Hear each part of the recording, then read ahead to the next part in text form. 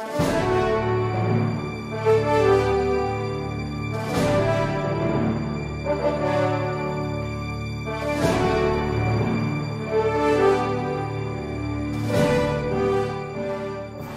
George, execution. So, Submitted, Your Honor.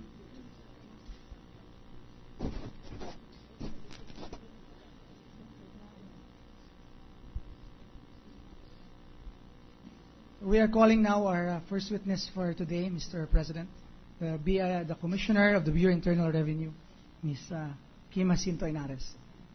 And may we request from Your Honors that Attorney Art Lim, one of the private prosecutors, be recognized to conduct the direct examination. Thank you. Please, what's the name of the private prosecutor? It's Attorney Arthur Lim. Arthur Lim. Thank you. The good and honorable Commissioner of Internal Revenue may take the witness's stand and let her be sworn in. okay. Please stand and raise your right hand. Do you swear to tell the truth, the whole truth, and nothing but the truth in this impeachment case? Yes, I do. So help you God.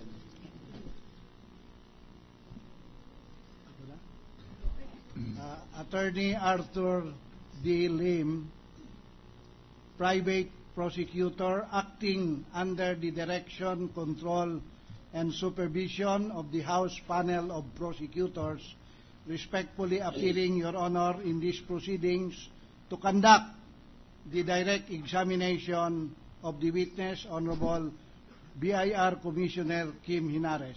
Proceed. May it please the Court, and with your kind permission, Your Honor. Proceed. Madam Witness, good afternoon. Good afternoon, sir. Wala pa yan.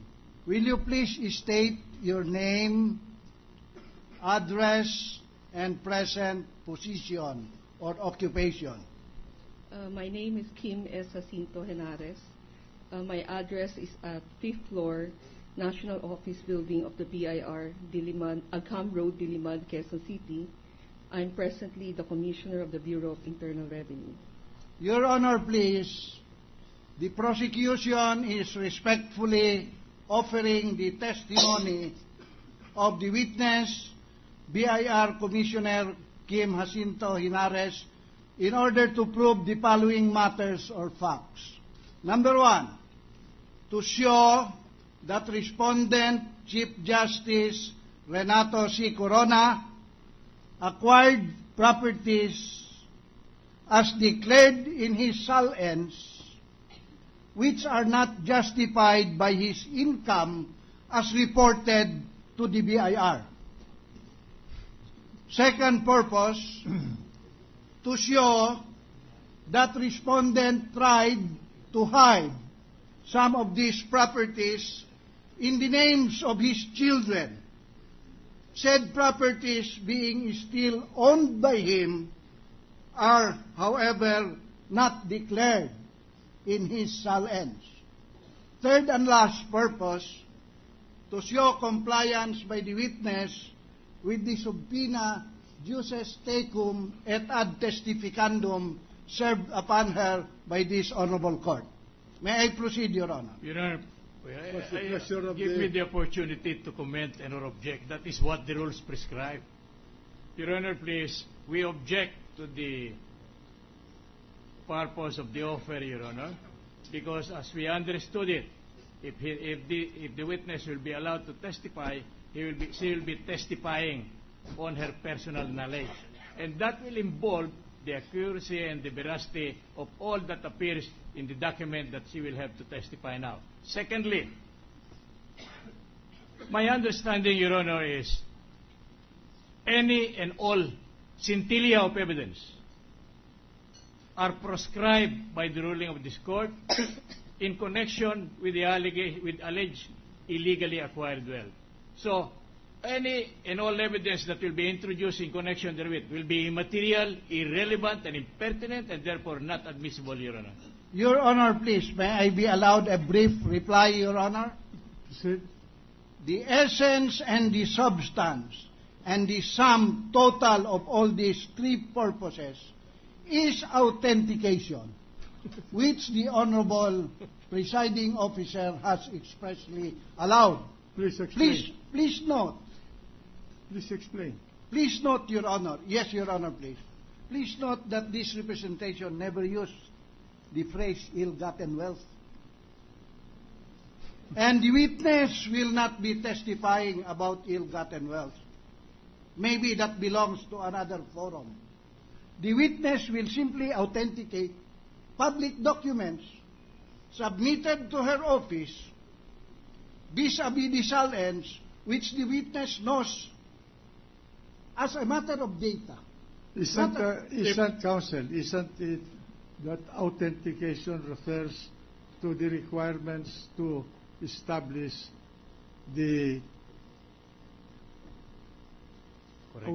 authenticity of the document itself, Your Honor, please. and not its contents? Your Honor, please. Authentication in the legal sense is not simply to authenticate and make it a document that will be entitled to full faith and credit.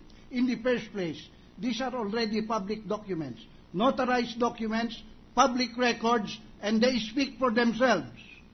So authentication in this sense is really not to request another witness or the witness here to discharge the additional burden of saying, yes, this is the income tax return of Mr. Corona, and I hereby certify that this is indeed authentic.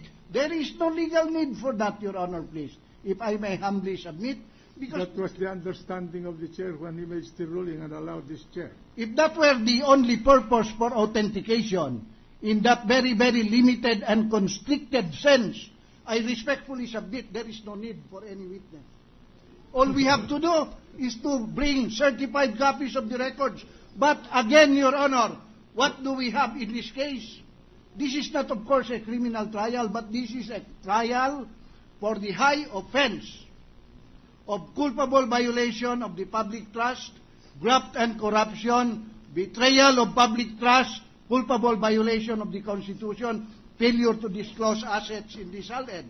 The Honorable BIR Commissioner will declare that based on the figures taken at face value, reported under oath in the income tax returns, these figures cannot and can never justify the acquisition cost for Villaggio, for the other properties that the respondent acquired. Sorry, Your Honor. Then that goes into the substance of one of the allegations that was not allowed to be taken up in this court. I was just citing... As far as the form and compliance with the requirements of executing the SALN or the Statement of Assets and Liabilities are concerned, that is the one authorized by this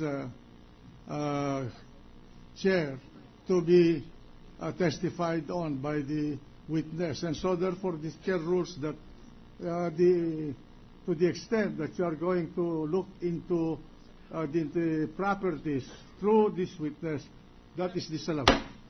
Your Honor, please. Your Honor, please. Just one very brief reply, Your Honor, or yes. Manifestation to the extent necessary. Go ahead. I respectfully beg the Honorable Presiding Officer to direct a reconsideration or re-examination of the issue at hand, so as not to limit the witness to merely stating that this is the document submitted to my office.